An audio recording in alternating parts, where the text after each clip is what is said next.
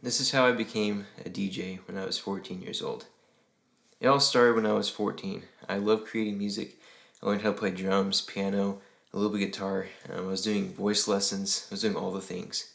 Um, and I started making music on GarageBand on my dad's old Mac Mini. It was a great time. I had a blast. I was dragging loops in, dragging drums in, doing all the things, and it was fun.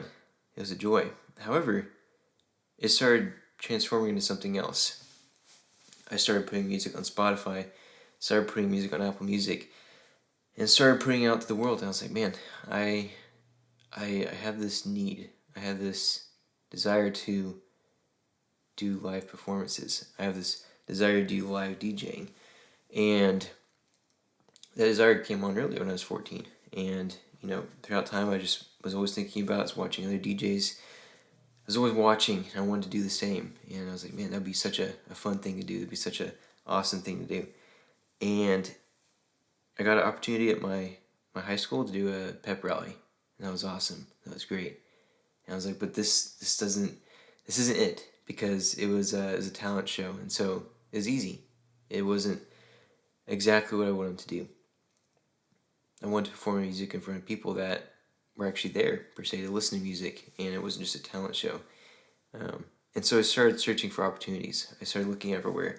I remember spending hours emailing people, going through random venues in my city, and just seeing if there's any opportunities out there. Of course, it was a really weird task because I was 14, and so it's like, who's going to allow a 14-year-old to perform and to DJ a set? So I kept looking, I kept searching, and it kind of felt like there's never going to be any hits, any gigs to come along. And so I was like, you know what? It's okay. I can be okay with not having anything, with not having any live gigs. However, that all changed when I got a response. One day I was just on my email, going through the messages, and I had found an email that was sent, and it was from the local fair. And I had emailed them previously, like a couple months before. I was like, hey, my name's Luke. I do music. It was very unprofessionally written, and it was just a 14-year-old asking if they could DJ, and I got a response back, and I was so excited because they had said yes. And it was crazy because the guy on the email thread even said, he's like, hey, just a heads up, our fair typically only hosts like folk music and bluegrass, but we want to try something new this year and give you a shot because we have college night. And so I was so excited. I started preparing myself. I started putting together a set. Started thinking through all the things that I would bring, like my launch pad and my keyboard maybe, and 2 computers just in case if one of them crashed in the middle of the performance. And I was so excited. All this anticipation was built up, and I was going back and forth with the fair, and I was so excited. And all this anticipation was building up because that desire that I had, that need was about to be fulfilled. The day finally came, and just as I expected, it was amazing. It was thrilling to go in, and they had a green room. I was like, wow, this is so different. I went to the green room and I sat there, and I was preparing my set even more just to make sure I had it all dialed in.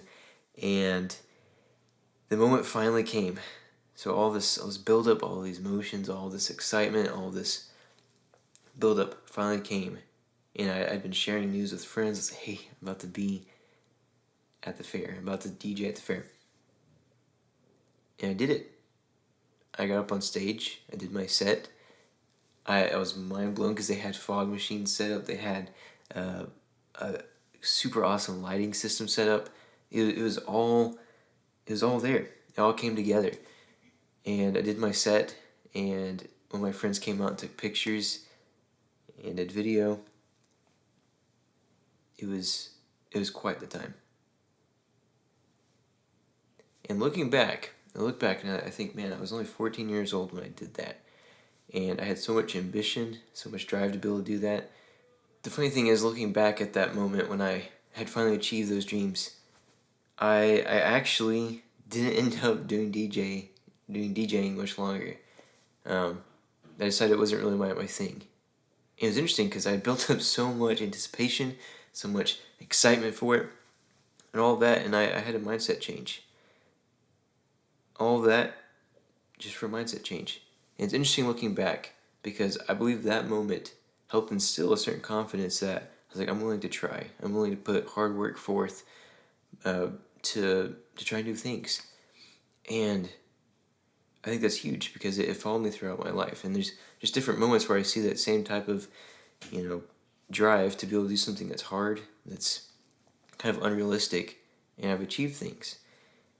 And that moment was a defining moment. It was a key moment because I did something that was hard, that was kind of different. It was weird because who hears of a 14-year-old DJing? That's just not a thing.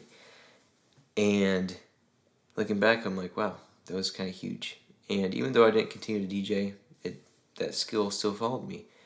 And so, as I'm thinking about it, I'm thinking, what other areas can I do this in where I just try new things and, try to do something that's hard per se. And, I'm thinking through areas, but what about you? How about you think through some areas?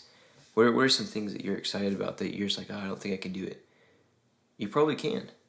If you put forth the effort and the work, you could probably do it. So pursue it. See what happens. This YouTube channel is one. Was never really sure if I wanted to do it. Had a dream to do it. And just like, well, this would be really cool. And now I'm doing it. Do hard things.